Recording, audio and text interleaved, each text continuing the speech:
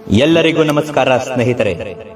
ನಾನು ನಿಮಗೆ ಯಾವ ವಿಷಯವನ್ನು ತಿಳಿಸುತ್ತೇನೆ ಎಂದರೆ, ನಿಮ್ಮ ಮೇಲೆ ಮಾಟ ಮಂತ್ರದ ಪ್ರಯೋಗವಾಗಿದ್ದರೆ, ಪ್ರೀತಿಯಲ್ಲಿ ನಂಬಿ ಮೋಸ ಹೋಗಿದ್ದರೆ, ಮನೆಯಲ್ಲಿ ಬಹಳಷ್ಟು ಕಿರಿಕಿರಿ ವಾತಾವರಣ ಸೃಷ್ಟಿಯಾಗಿದ್ದರೆ, ಅದರಿಂದ ಪರಿಹಾರವನ್ನು ಯಾವ ರೂಪದಲ್ಲಿ ಮಾಡಬೇಕು ಎಂದು.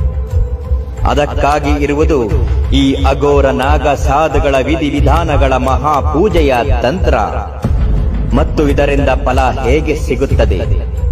ನಿಮ್ಮ ಮೇಲೆ ವಾಮಾಚಾರಗಳ ಪ್ರಯೋಗದ ದೃಷ್ಟಿಯಾಗಿದ್ದರೆ ಅದನ್ನು ಹೇಗೆ ದೂರ ಮಾಡಬಹುದು, ಪ್ರೀತಿಯಲ್ಲಿ ನಂಬಿ ಮೋಸ ಹೋಗಿದ್ದವರು ಅದನ್ನು ಹೇಗೆ ಹಿಂಪಡೆಯಬೇಕು, ಶಕ್ತಿಶಾಲಿಯಾದ ಮಂತ್ರ ಯಾವುದರಿಂದ ಸಿದ್ಧಿಯಾಗುತ್ತದೆ, ಇವೆಲ್ಲವನ್ನು ವಿಡಿಯೋ ಮುಖಾಂತರ ನೋಡಿ.